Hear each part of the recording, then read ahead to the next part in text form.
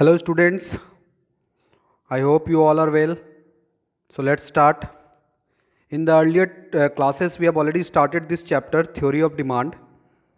What we have till now studied is define demand, how it is different from quantity demanded. This we have already completed. After then differentiate between individual demand and market demand. This thing also we have completed. Next, this graph we have completed. What are the different determinants of demand? Means what are the different determinants by which demand increase or decrease, the different factor. This thing also we have completed. Next, state law of demand and its exceptions. These all things we have completed. Exceptions, जो law of demand को नहीं मानता, it means when price rise demand will also rise, that is called law of exceptions. Law of demand, exceptions to law of demand, these things we have completed. Why demand curve is downward sloping?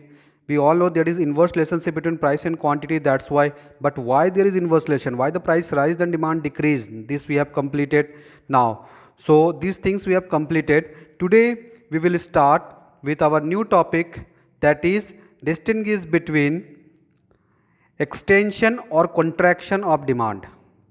We will start from this question number 5, extension and contraction of demand. Clear? So let us start. Extension and contraction of demand. Now, the very first thing you have to remember that what is extension and contraction. See, when there is increase or decrease in quantity demanded, but demand curve will be same, then there is called extension or contraction. In one word we can say it is known as movement along a demand curve.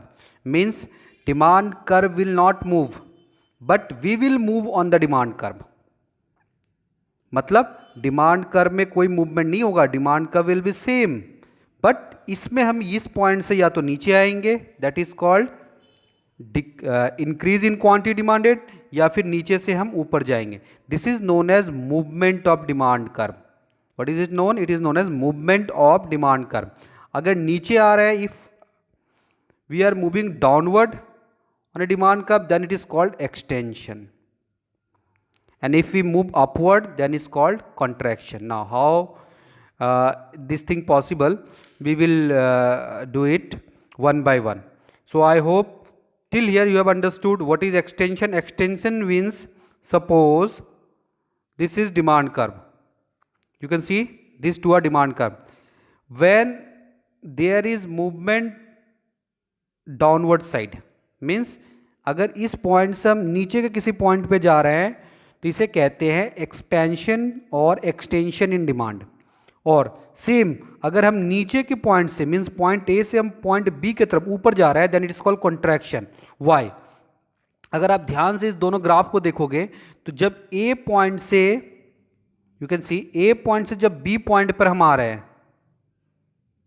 इस point से इस point पे जा रहे हैं, तो quantity हमेशा नीचे लेते हैं. We all know that we used to take quantity in the on the y axis, और प्राइस को हम कहाँ लेते हैं, सॉरी क्वांटिटी को हम x एक्सिस पे लेते हैं, प्राइस को कहाँ लेते हैं, y एक्सिस पे.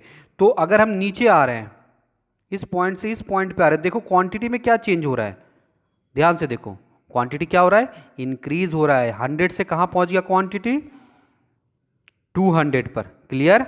150 पर. देखिए जब इस पॉइंट से इस पॉइंट पे आ रहे हैं तो एक्चुअल में क्वांटिटी क्या हो रहा है, इंक्रीज हो रहा है from 100 to 150, and this is known as expansion.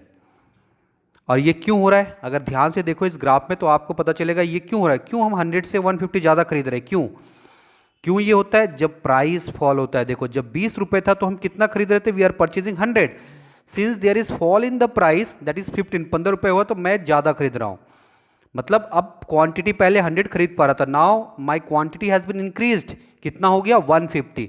तो इस पॉइंट से हम किस पॉइंट पे आ गए, इस बी पॉइंट पर. This is known as expansion. And why this expansion happen, only because due to decrease in price. ये प्राइस के फॉल होने की वजह से ही क्वांटिटी इंक्रीज हुआ है, और इसीलिए हम इस पॉइंट से इस पॉइंट पे आए. डिमांड कर्व में कोई चेंज नहीं है, डिमांड कर्व वहीं का वहीं है. ठीक है, इसी को बोलते हैं एक्सपेंशन इन डिमांड। अब सोच के देखो, अगर प्राइस 15 से 20 इंक्रीज हो जाए तो देखिए यहां पर एग्जांपल लिया गया है, प्राइस 20 से कहां इंक्रीज हो रहा है, 25 पर, यानी पहले 20 था तो क्वांटिटी कितना था 100, अब प्राइस हो गया 25, देन क्वांटिटी फॉल्स 100 to 70, यानी इस पॉइंट से हम कहां जाएंगे, ऊपर के पॉइंट की तरफ, एंड जब नीचे से ऊपर के पॉइंट की तरफ जाते हैं that is called contraction. Clear? तो in one sentence I am saying when there is downward movement on a demand curve means from point A to point B, this is known as expansion. This happens due to fall in price and it means increase in quantity demanded, means demand increase हुआ है, quantity demand increase हुआ है, सिर्फ और सिर्फ किसके वजह से, प्राइस के गिरने की वजह से। क्लियर? और उल्टा आता है, जब हम डिमांड कर्व में नीचे से ऊपर की तरफ जाएं, और ये कब होता है, जब प्राइस क्या हो, इंक्रीज हो, और इसके वजह से क्या होता है, क्वांटिटी हम कम खरीदते हैं, और इसी को बोलते हैं कॉन्ट्रैक्शन। कॉन्ट्रैक्शन मतलब जब हम कम खरीदते हैं कब, जब प्राइस इंक्रीज होता है।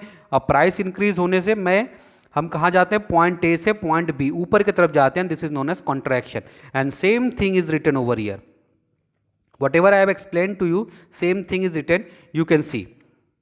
क्लियर? आप इसे पढ़ेंगे और ये बिल्कुल वही का वही लिखा हुआ है, what ever I have explain in this graph. when you go through this, when you will write in your notebook this these notes, when you write, then read this, then you can able to understand that whatever sir has explained all are same. Clear? तो यहां पर एक चीज आप लोग देख सकते हैं, इन दोनों को, इसको तो बोलते हैं एक्सपेंशन, नीचे की तरफ आना, क्योंकि डिमांड यहां पर इंक्रीज हो रहा है, इसमें होता है कॉन्ट्रैक्शन, क्योंकि डिमांड यहां पर डिक्रीज हो रहा है। अच्छा, यहां पर डिमांड इंक्रीज क्यों हो रहा है, due to fall in price. यहां पर डिमांड डिक्रीज क्यों हो रहा है, due to rise in price. Clear? तो यहां पर एक चीज देखिए, इसे कहते हैं एक्सपेंशन, इसे कॉन्ट्रैक्शन। इन दोनों को मिला के अगर कोई नाम दिया जाए तो इन दोनों को मिला के एक सेंटेंस में कहते हैं movement along a demand curve. Clear my point? अगर एक्सटेंशन एंड कॉन्ट्रैक्शन दोनों को मिला दे तो दोनों को मिला के एक साथ क्या कहते हैं, movement along a demand curve. Movement means either it will move downward और it will move upward. Clear?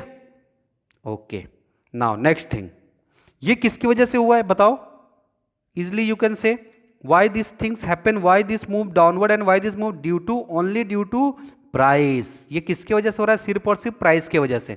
ये नीचे क्यों आया, प्राइस घटने की वजह से, ये ऊपर क्यों गया, प्राइस बढ़ने। तो यहां पर कौन सा, अगर आप लोग को इफ यू रिमेंबर, हम लोग जब डिटर्मिनेंट पढ़े थे, वेरी फर्स्ट में जब पढ़े थे what are the determinants of demand, तो उसमें हम लोग पढ़े थे price is also one of the determinant, yes और no, price. Next is income, then we have studied price of related goods, that is substitute and complement, then taste and preference. तो यहां expansion और contraction किसकी वजह से हो रहा है, किसकी वजह से हो रहा है, यहां एक्सपेंशन और कॉन्ट्रैक्शन सिर्फ और सिर्फ किसकी वजह से हो रहा है, only one factor and that is price. तो प्राइस के वजह से, यानी बाकी कोई भी फैक्टर हम लोग नहीं ले रहे हैं, सिर्फ किसको ले रहे हैं, ओनली प्राइस टेकन। तो प्राइस के इंक्रीज या डिक्रीज होने से अगर डिमांड पर कोई इफेक्ट पड़ेगा उसे कहेंगे एक्सपेंशन या कॉन्ट्रैक्शन, और ये आप यहां पे देख सकते हैं, ये सिर्फ प्राइस की वजह से हुआ है, that's why it is called expansion और कॉन्ट्रैक्शन। क्लियर? अब बोलोगे सर अदर फैक्टर का क्या इफेक्ट पड़ता है डिमांड पे, हाँ, तो अदर फैक्टर को देखने के लिए प्राइस को कांस्टेंट रखना पड़ेगा। यहां पर हम लोगों ने किसको लिया, सिर्फ प्राइस को लिया है, तो अदर को क्या रखा है, कांस्टेंट, अदर में कोई चेंज नहीं। अब अदर फैक्टर को देखने के लिए हमें प्राइस को क्या रखना पड़ेगा, कांस्टेंट। तो आ जाओ दूसरे में, next question, distinguish between increase in demand and decrease in demand. Increase in demand and decrease in, remember the last question what we have done is expansion in demand and contraction. Now here is increase in demand and decrease, इस दोनों में क्या अंतर है, यहां पर किसके वजह से डिमांड इंक्रीज या डिक्रीज हो रहा है, अदर फैक्टर की वजह से, यानी प्राइस के अलावा, दैट इज इनकम हो सकता है, प्राइस ऑफ सब्स्टिट्यूट गुड हो सकता है, complementary good, taste and preference होता है, साइज ऑफ द पॉपुलेशन हो सकता है, ये सब पॉसिबल फैक्टर हो सकता है जिसकी वजह से डिमांड इंक्रीज या डिक्रीज करे। प्राइस की वजह से अगर होता तो उसे हम इंक्रीज या डिक्रीज नहीं बोलते, उसे बोलते हैं एक्सपेंशन या फिर कॉन्ट्रैक्शन, या फिर एक और नाम से उसे क्या बोल सकते हैं, एक्सपेंशन से, और एक नाम से क्या बोल सकते हैं, increase in quantity demanded, what we can say expansion को increase in quantity demanded, but यहां पर हम लोग क्या बोलेंगे, इंक्रीज इन डिमांड, क्योंकि ये किसके वजह से हो रहा है, ये अदर फैक्टर के वजह से हो रहा है। रिमेंबर, ये अदर फैक्टर के वजह से हो रहा है, फ्रॉम देयर ओन प्राइस के अलावा अदर फैक्टर की वजह से। और एक्सपेंशन कॉन्ट्रैक्शन किसकी वजह से हो रहा था, सिर्फ और सिर्फ प्राइस की वजह से, see due to its own price. लेकिन इंक्रीज डिक्रीज किसकी वजह से हो रहा है, सिर्फ अदर फैक्टर की वजह से। यही आप लोगों को याद रखना है, ये मेन चीज है। This thing you have to remember, increase और डिक्रीज किसकी वजह से होता है, due to other factor. Clear? Now one by one. Increase, own price of a commodity remain constant, मतलब प्राइस को क्या रखना है, constant. When demand increase due to increase in other factor, due to change in other factor, other factor में change होने की वजह से अगर डिमांड इंक्रीज करे, यानी अब हम ग्राफ से दिखाएंगे, समझ लो ये है डिमांड कर्व, आप लोग ग्राफ से ज़्यादा इजीली ये समझ सकोगे। ये है डिमांड कर्व, क्लियर? इधर हम लोग क्या लेते हैं, प्राइस, और over here what we take, quantity. Now समझ लो प्राइस यहाँ है और क्वांटिटी यहाँ है, तो इस पॉइंट पे मीट कर रहा है। क्लियर? नाउ प्राइस में कोई चेंज नहीं, मान लो प्राइस 20 है और ये 50 है, मीन्स डिमांड 50 है जब प्राइस 20 है। अब अदर फैक्टर ले लेते हैं, अदर फैक्टर किसको लेंगे बताओ, चलो प्राइस के अलावा अदर फैक्टर क्या, इनकम है, प्राइस ऑफ रिलेटेड गुड है, यानी सब्स्टिट्यूट कॉम्प्लीमेंट। चलो इनकम को लेते हैं, मान लो प्राइस में कोई चेंज नहीं है, there is no change in price, price is assume to be constant, और उस बंदे का इनकम बढ़ गया और नॉर्मल गुड है और उसका इनकम बढ़े, तो वो ज़्यादा खरीदेगा, वो 50 से कितना खरीदेगा, 70, तो वो इस जगह पे नहीं आएगा क्योंकि प्राइस तो यही है, तो ये पॉइंट और आगे चला जाएगा और ये क्वांटिटी यहाँ आके ये डिमांड कर बिल्कुल न्यू डिमांड कर बनेगा, यानी ये डिमांड कर अब यहाँ पे नहीं रहा, सॉरी ये डिमांड कर अब यहाँ पे नहीं रहा, ये शिफ्ट हो चुका है। दिस डिमांड कर्व, ये डिमांड कर्व शिफ्ट होके कहाँ आ गया है, इस डिमांड कर्व में, और इसी को बोलते हैं इंक्रीज इन डिमांड। देखो 50 से 70 पर पहुंचे, यस और नो, ये भी इंक्रीज है, ये भी क्या है, इंक्रीज है, उसमें भी इंक्रीज हो रहा था, देखो इसमें भी इंक्रीज हो रहा था। सी एक्सपेंशन में भी 100 से कहाँ पहुंच रहे थे, 150 तक, यानी एक्सपेंशन में भी इंक्रीज हो रहा था, बट ये किसके वजह से हो रहा था, प्राइस के फॉल होने की वजह से। लेकिन इंक्रीज इन डिमांड में जो इंक्रीज हो रहा है ये किसके वजह से हो रहा है, अदर फैक्टर की वजह से। आप देख सकते हो प्राइस इज सेम, यहां भी इंक्रीज हो रहा है, यहां भी इंक्रीज हो रहा है, लेकिन यहां पर प्राइस क्या है, सेम, तो ऐसे में ये डिमांड कर्व पूरा का पूरा शिफ्ट होकर ऊपर आ जाएगा, and this is known as increase in demand. यहां पर न्यू डिमांड कर्व बनता है, रिमेंबर दिस थिंग, यहां पर एक नया डिमांड कर्व बना, ये डिमांड कर्व नहीं रहा, ये ऊपर आके नया बना और ये है वो न्यू डिमांड कर्व। क्लियर? ये किसकी वजह से हो रहा है, प्राइस की वजह से नहीं हो रहा है, because price is constant, price तो वहां का वही है, प्राइस देखो वही है और क्वांटिटी बढ़ गया, तो इसीलिए ये प्राइस को वहां रख के जब हम मिलाने जाते हैं तो ये ऊपर बन जाता है। क्लियर? देखो फिर से बना के दिखाता हूं, प्राइस यहां था, क्वांटिटी यहां था, अब क्वांटिटी इंक्रीज हो गया, प्राइस तो प्राइस को तो यहां टच कर रहा है, लेकिन प्राइस तो यहां आना चाहिए, लेकिन ये प्राइस तो यहां है नहीं, प्राइस वहीं ऊपर है, तो ये भी ऊपर जाएगा और ये भी ऊपर जाएगा, सेम यहां रहेगा और ये डिमांड कर ऊपर बन जाएगा, तो न्यू डिमांड कर, दिस इज कॉल्ड इंक्रीज। ये किसके वजह से होता है, अदर फैक्टर के वजह से, means other factor means income of the consumer, in price of substitute good, price of own commodity नहीं ले रहे, प्राइस ऑफ रिलेटेड गुड में price of substitute good, price of complementary good, taste and preference, size of the population, इन सब के वजह से अगर हो तो इसे क्या बोलेंगे, इंक्रीज। क्लियर? ठीक है, देखो यहां पर भी क्वांटिटी इंक्रीज हो रहा है, जैसे एक्सपेंशन में हो रहा था, लेकिन एक्सपेंशन में प्राइस क्या हो रहा था, फॉल, लेकिन यहां पर प्राइस क्या है, same. In the same way में ऑपोजिट में होगा डिक्रीज इन डिमांड, मतलब प्राइस तो सेम रहेगा, अदर फैक्टर के वजह से जब डिमांड घट जाए that is known as decrease in demand. जैसे कि अब ये ले लेते हैं, price as the price is same, demand is Q1, नहीं प्राइस मान लो जब P1 था डिमांड था Q2, just think when the price is P1 then demand is Q2। Clear? अब क्या हुआ, मेरा इनकम, चलो अदर फैक्टर लेते, अदर फैक्टर प्राइस के अलावा क्या लेंगे, चलो इनकम ले लेते हैं, इनकम मेरा कम हो गया, इस महीने का सैलरी नहीं आया, इनकम कम हो गया, तो मैं उस चीज़ को कम खरीदूंगा, लेकिन प्राइस तो वहीं का वहीं है, तो प्राइस को कहाँ टच करेगा, यहाँ पे टच करेगा, यस और नो। देखो प्राइस को कहाँ टच कर रहा है, यहाँ पर, पहले यहाँ पे टच कर रहा था यानी डिमांड कर्व यहाँ था, अब इसको यहाँ कर रहा है तो न्यू डिमांड कर्व बन गया, यानी ये डिमांड कर्व शिफ्ट होके कहाँ आ गया, यहाँ पर आ गया, और इसी को बोलेंगे डिक्रीज इन डिमांड। ये किसके वजह से हो रहा है, अदर फैक्टर के वजह से, because price is constant. See in both the case price is constant, it happens due to other factor, but over here you can say price is not constant, price is falling, see price fall over here and price increase हुआ है यहाँ पर, तो in price के वजह से अगर हो तो उसे बोलते हैं एक्सपेंशन है और कॉन्ट्रैक्शन, बाकी अदर फैक्टर के वजह से हो तो उसे क्या बोलेंगे, इंक्रीज और डिक्रीज। क्लियर? अब सोच के देखो और आंसर दो, just think and tell me, I am asking you the question, demand increase कब होगा? अब एक एक फैक्टर लेते हैं, चलो इनकम में लेते हैं, कब डिमांड इंक्रीज हो? प्राइस तो हो ही नहीं सकता, प्राइस ऑफ वन कमोडिटी तो लेंगे नहीं, प्राइस तो छोड़ दो, इनकम को लेते हैं। बताओ इनकम जब इंक्रीज होगा या डिक्रीज होगा, कब हम डिमांड इंक्रीज होगा, जब इनकम इंक्रीज होगा या डिक्रीज होगा? तो रिमेंबर जब इनकम इंक्रीज होगा तो डिमांड, तब हम क्वांटिटी ज़्यादा खरीदेंगे, तो ऐसे में डिमांड क्या होगा, अपवर्ड शिफ्ट होगा, इसे कहते हैं शिफ्टिंग, अपवर्ड शिफ्ट होगा। लेकिन याद रखना इन case of normal good only, क्योंकि हमें पता है जब इनकम इंक्रीज होता है तभी हम उस नॉर्मल गुड को ज़्यादा खरीदते हैं। अगर इनकम इंक्रीज हो और सामने वाला गुड कौन सा गुड है, इन्फीरियर गुड है, यानी बेकार का गुड है, जैसे कि डालडा है, तो इनकम इंक्रीज हो तो हम डालडा नहीं खरीदेंगे, बदले में घी खरीदेंगे। तो जब इनकम इंक्रीज हो और वो गुड कौन सा हो, इन्फीरियर गुड हो, तो ऐसे में वो चीज़ को हम कम खरीदेंगे। क्लियर? ऐसे में डिमांड कर्व क्या होगा, नीचे आएगा, इसे कहेंगे decrease in demand. Demand curve shift right, sorry leftward, demand curve shift leftward, ये दो चीज़ याद रखो। तो ये कब होगा, इनकम का बात करें, इन केस ऑफ नॉर्मल गुड जब इनकम इंक्रीज हो तो डिमांड कर्व इंक्रीज होगा। इन केस ऑफ इन्फीरियर गुड अगर इनकम इंक्रीज हो तो वो चीज़ को हम कम खरीदेंगे, तो ऐसे में डिमांड कर्व डिक्रीज होगा। क्लियर? अब सोच के देखो, अगर चाय का प्राइस बढ़े, अब प्राइस ऑफ रिलेटेड गुड आता है, तीसरा फैक्टर, इनकम को तो ले लिए, अब प्राइस ऑफ रिलेटेड गुड में आता है substitute goods. Just think if the price of T rises what should be the demand of the coffee? अगर चाय का कीमत बढ़ता है तो कॉफी का डिमांड क्या होगा, कॉफी का डिमांड इंक्रीज होगा। हालांकि कॉफी के प्राइस में कोई चेंज नहीं है, कॉफी के प्राइस में कोई चेंज नहीं है, फिर भी हम कॉफी क्यों ज्यादा खरीदने लगे, क्योंकि चाय का कीमत इंक्रीज होने की वजह से चाय लोग कम खरीदेंगे, जिसके वजह से लोग क्या ज़्यादा खरीदने लगेंगे, कॉफ़ी, और इसके वजह से कॉफ़ी का डिमांड बढ़ जाएगा।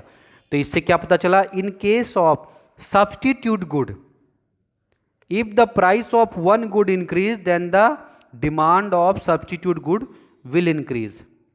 देखो ये चीज़ क्लियर है कि नहीं?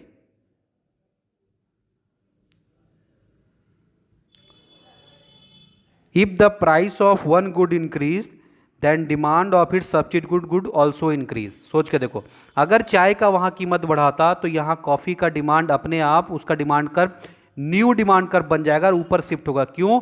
क्यों हम कॉफ़ी ज़्यादा खरीदने लगे? क्यों? इसका प्राइस कम हुआ था? नहीं, इसका प्राइस में कोई चेंज नहीं था, क्योंकि चाय का प्राइस बढ़ गया था, इसीलिए लोग कॉफ़ी खरीदने लगे। तो सब्स्टिट्यूट गुड में डिमांड कर्व इंक्रीज होगा। क्लियर? अब कंप्लीमेंट्री गुड पे आते हैं। सोचो, if the price of petrol rise, petrol अगर बढ़ेगा तो कार का डिमांड बढ़ेगा या घटेगा? तो हम लोग क्या जानते हैं, पेट्रोल कंप्लीमेंट्री गुड किसे कहते हैं, जिसका डिमांड एक साथ हो। चाय और कॉफी तो सब्स्टिट्यूट गुड है, यानी चाय के बदले कॉफी यूज कर सकते हैं, but complementary goods are those good which are jointly demanded, मतलब दोनों एक साथ खरीदते हैं, यानी पेट्रोल लेंगे तो कार भी लेंगे, कार लेंगे तो पेट्रोल भी लेंगे।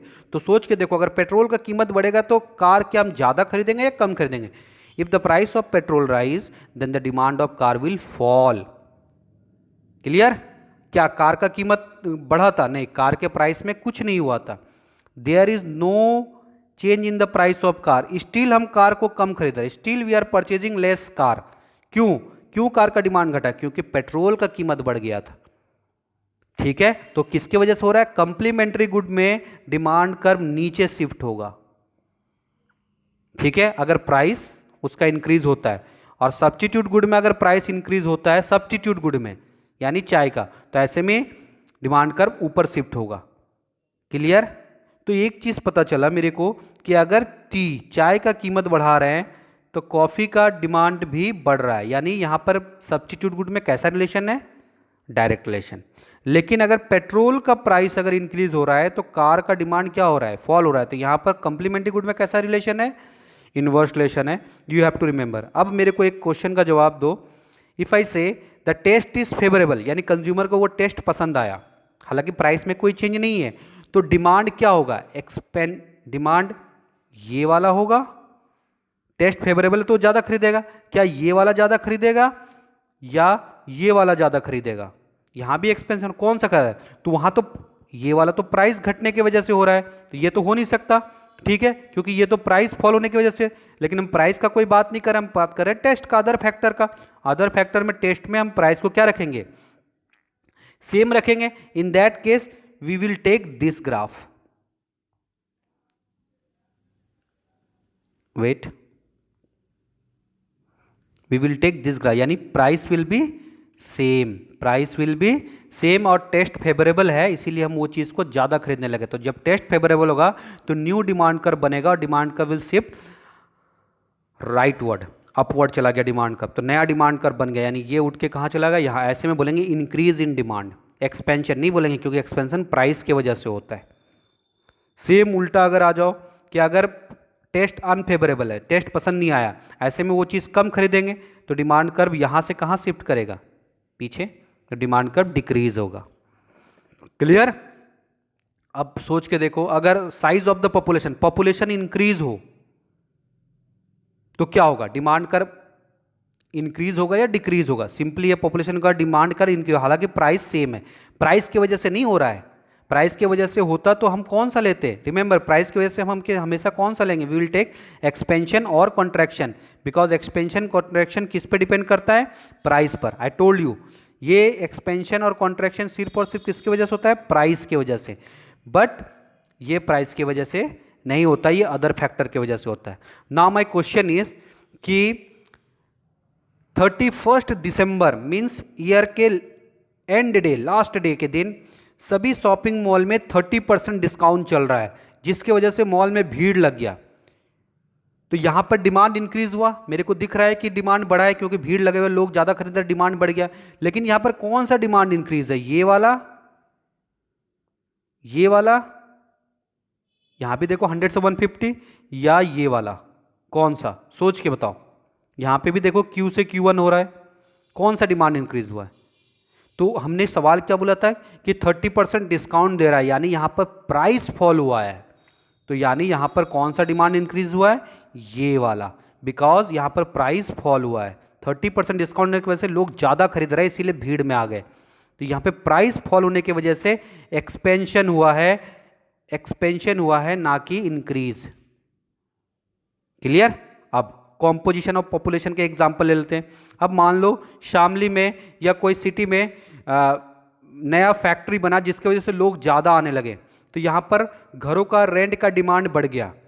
ये किसकी वजह से, जिसकी वजह से घर का डिमांड बढ़ गया, तो ये किसकी वजह से हो रहा है, इसमें डिमांड किसकी वजह से, एक्सपेंशन के प्राइस, क्या किराया घट गया था, नहीं, किराया नहीं घटा था, तो यानी एक्सपेंशन कॉन्ट्रैक्शन नहीं होगा।